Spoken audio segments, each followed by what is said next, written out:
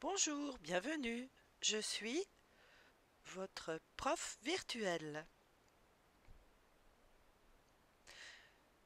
Nous allons voir aujourd'hui la réception des marchandises. Tout d'abord, il faut effectuer le suivi des commandes afin de prévoir la réception et connaître celles qui sont en instance de livraison. Le suivi des livraisons, le réceptionnaire effectue un suivi régulier des commandes passées en utilisant un planning informatisé.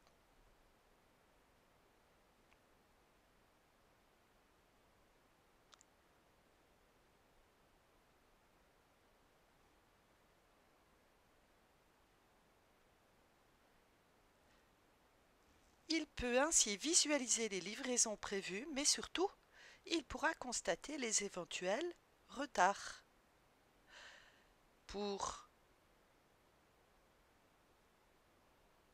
par exemple, la fabrication qui a été retardée, une rupture de stock chez le fournisseur, la grève du transporteur ou bien la fabrication qui s'est arrêtée pour multiples raisons.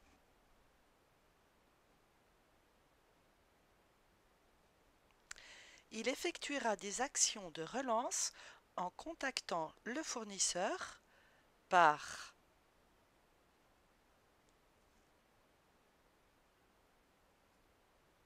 courrier simple ou recommandé, par télécopie ou fax, par courrier électronique, c'est-à-dire email, ou le plus souvent par téléphone. Il demandera également des solutions rapides et pourra exiger des compensations.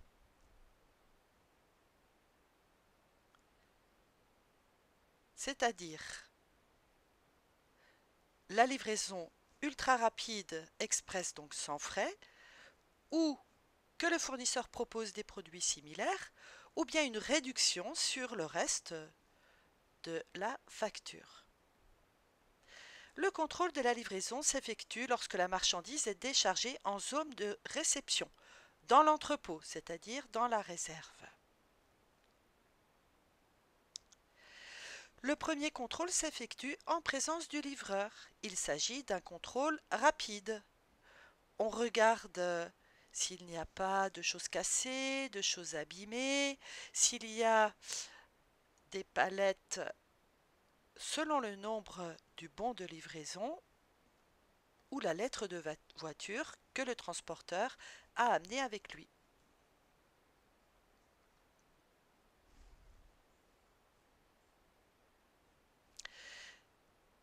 Il faudra faire aussi le contrôle des températures s'il s'agit de produits frais ou surgelés. Une fois la marchandise déclarée recevable, le livreur est libéré. On met un tampon, on signe son bon de livraison.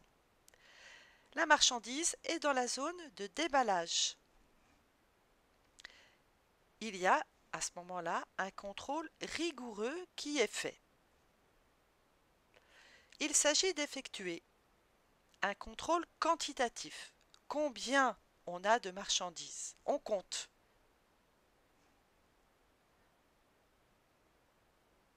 On ouvre les cartons. On vérifie avec le bon de livraison.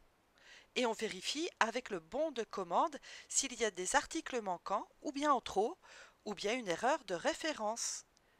Il faut réaliser aussi un contrôle qualitatif de la marchandise, c'est-à-dire son aspect. S'il y a quelque chose qui est cassé, s'il y a quelque chose qui est abîmé, qui est sali ou qui ne peut finalement pas être utilisé pour notre entreprise. Pour résoudre les problèmes constatés lorsqu'on est une petite boutique indépendante, on constate une anomalie. On va contacter le fournisseur le plus rapidement possible. Et pour cela, il faut envoyer une lettre en recommandé avec accusé de réception dans maximum 3 jours. C'est la loi. Pour résoudre le problème, si on est dans un commerce intégré type Carrefour, En cas d'anomalie constatée, on va contacter la plateforme qui nous a livré la marchandise, la centrale d'achat, et ceci dans la journée, maximum le lendemain. On le fait la plupart du temps par téléphone.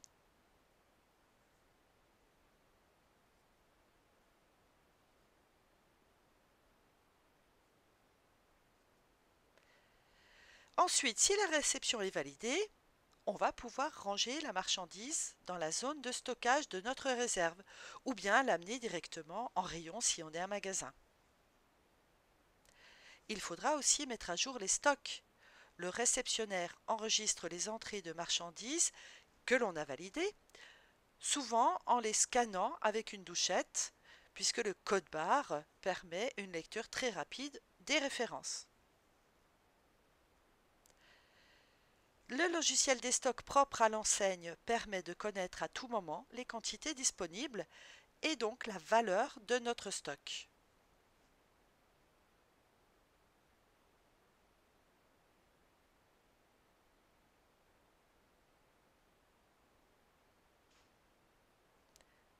Rappelons-nous que le stock correspond à l'ensemble des marchandises disponibles aussi bien en réserve qu'en rayon.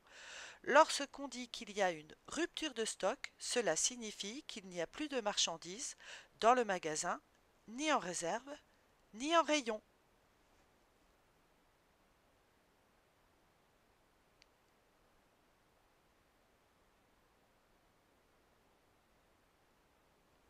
Au revoir, à bientôt!